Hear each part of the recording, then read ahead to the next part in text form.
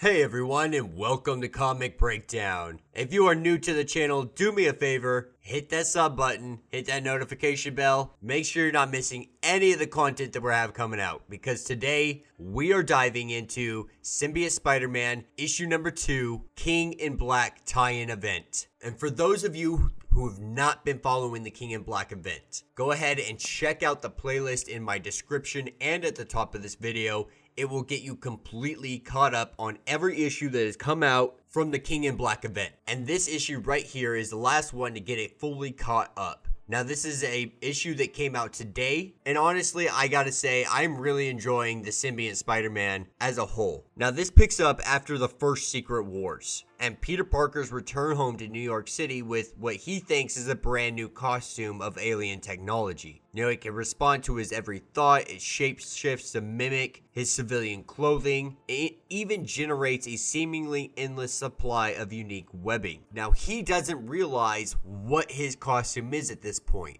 And so this is a Peter Parker who's just rocking the black symbiote Venom costume. And in our last issue, we had saw Alistar consumed by a mysterious black specter calling himself Mr. E. Mr. E ended up turning everybody in Ravencroft Institute into a shadow creature like himself. Meanwhile, the Watcher had been captured by Kang the Conqueror to try to get information from him, but it ended up not working, making his ship explode and him eventually being picked up by Rocket in the depths of space. Now, the writer is Peter David, penciler is Greg Land, inker is Jay Liston, colorist is Frank D'Armata, and letterer is VC's Joe Sabino. So without further ado, let's dive into this issue. And so we pick up with Spider-Man and the Black Knight in front of Ravencroft Institute for the Criminally Insane. And Peter Parker is really just trying to gather his thoughts on everything that's going. Like, weird shadow creatures have popped up. One snatches Ned.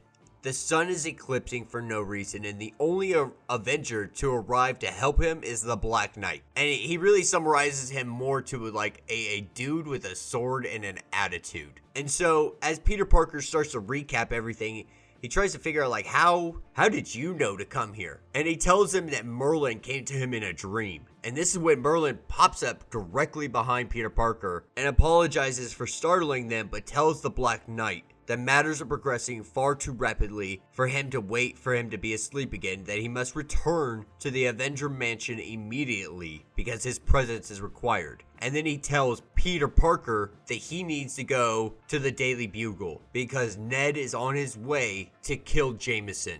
And this is where we pick up at the Daily Bugle, and Jameson's being his regular Jameson self, yelling at people, firing other people, doing, you know, just the regular Jameson act. And this is where we see Ned sitting on top of a building across from the Daily Bugle, and he's fighting with this shadow creature over control, but the creature ends up overtaking him and having the upper hand. And before Jameson's able to call it a day, the shadow creature breaks through the window and goes full force after Jameson. And as Jameson makes a run for it, Spider-Man comes crashing in to help the day. And he takes on these shadow demons as they fall through the stairwell. Now, picking up at the Avengers Mansion, the Black Knight arrives and talks to Merlin, and Merlin tells him that it's good to see him again, but a great evil is coming, and the only thing that can stop it is the Ebony Blade. And this is where Merlin reveals that the great evil that's to come is Null, though his followers simply call him God. He's a creature of immense power and possesses a threat to all of time and space. And at present, he's currently contained, but he will break out inevitably. And the only thing that can harm him is the Ebony Blade. And Merlin suggests that he takes the sword and increases the magic it already contains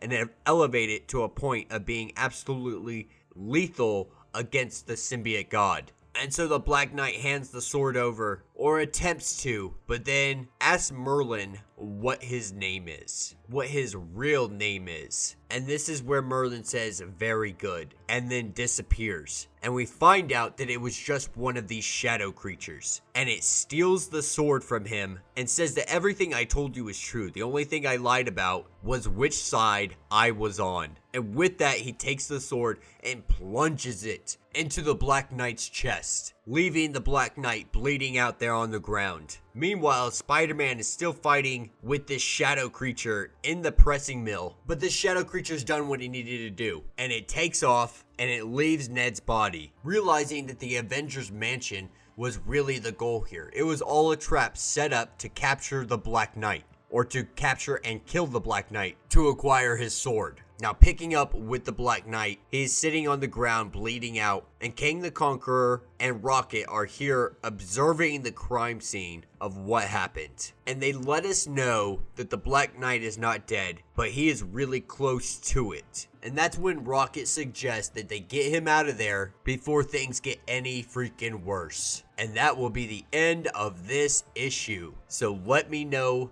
what you guys think down in the comments. Personally, I have to say I am really enjoying this run so far. It's been a lot of fun. You know, we're seeing the cocky Spider-Man who's a little more confident with himself, with his relationships going forward, because he has this symbiote suit on that he doesn't even realize currently. And all of this is laying the groundwork for when Noel does arrive. And hopefully we're gonna see the Black Knight arrive in the main King in Black event in present day, because remember, this takes place right after the first Secret War. So we're picking up in a time era before the Guardians of the Galaxies formed, before he realized what Venom, what Carnage, what symbiotes were all together. So yeah, I'm really freaking excited. There's 3 more issues of this run. Peter David has done an amazing job of writing Peter Parker. He's cocky, he's funny, he's just the right amount of